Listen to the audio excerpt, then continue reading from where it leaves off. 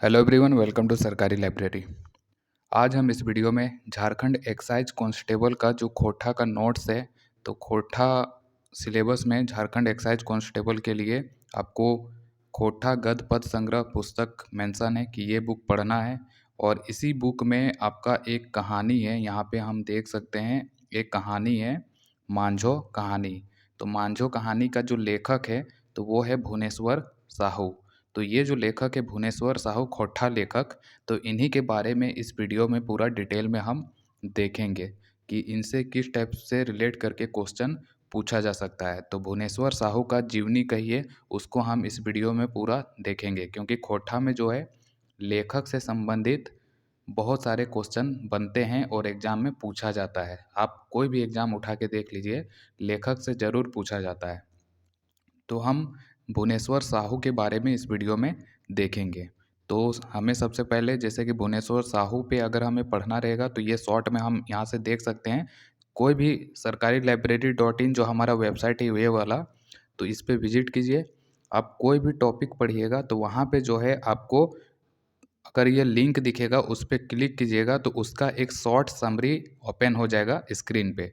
और वो short summary आपको क्विक रिवीजन के लिए बहुत हेल्पफुल होगा। लेकिन हमें पूरा जो है भुवनेश्वर साहू के बारे में पूरा डिटेल में जानना है, तो हम फिर यहाँ से क्या करेंगे, यहाँ से टर्म डिटेल पे क्लिक कर देंगे। तो ये हमारे सामने भुवनेश्वर साहू का जीवनी ओपन हो जाएगा और उसी को हम आपके सामने रखने वाले हैं। तो सबसे पहले देख लीजिए कि भुवनेश्वर साहू ये खोटा लेखक हैं और इनका जो जन्म है तो ये 8 जनवरी 1959 1959 को कहाँ पे हुआ था, पतरातू के संकुल नामक गांव में। खोटा में आप देख लीजिएगा लेखकों का जो है जन्म डेट जो है अक्सर पूछा जाता है। तो याद रखना है कि भुवनेश्वर साहू का जन्म 8 जनवरी 1959 को हुआ था। कहाँ पे हुआ था, पतरातू के संकुल में। और पतरातू वर्तमान में अगर बात करें तो ये कहाँ पे पड़ता है, कौन सा जिला में, तो ये रामगढ़ जिला में। तो रामगढ़ जिला के संकुल नामक जगह में इनका जन्म हुआ था। और इनके पिता का नाम है किशन साहू। ठीक है, पिता का नाम है किशन साहू और इनके द्वारा खोटा में क्या क्या लिखा गया है तो वो भी पूछा जाता है। तो याद रखना है कि इनके द्वारा 3 कहानी जो है लिखा गया है। एक है संतोख, एक है कुलदीपा और एक है मांझो। ठीक है, तो ये 3 कहानी का नाम याद रखना है। तीनों का जो लेखक है तो भुवनेश्वर साहू है, संतोख, कुलदीपा और मांझो। और 2 कविता इनके द्वारा लिखा गया है, दिएक कही ले लेलई और दूसरा कविता है एगो पारिख नव गो झोड़ा। तो ये दोनों कविता का नाम भी याद रखना है।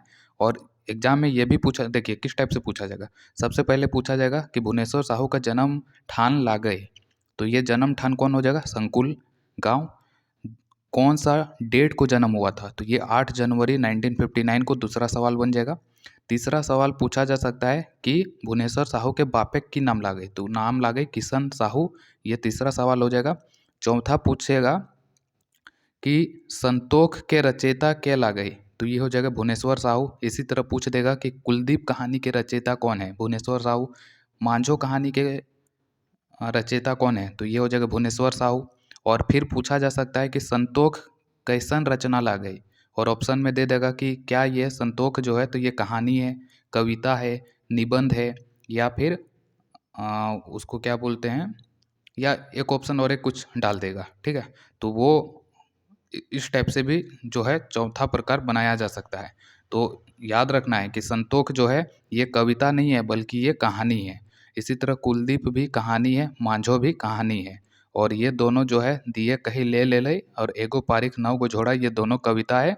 और इन पांचों के रचयिता है भुवनेश्वर साहू। तो भुवनेश्वर साहू के बारे में जो है आपको इतना सारा बात याद रखना है।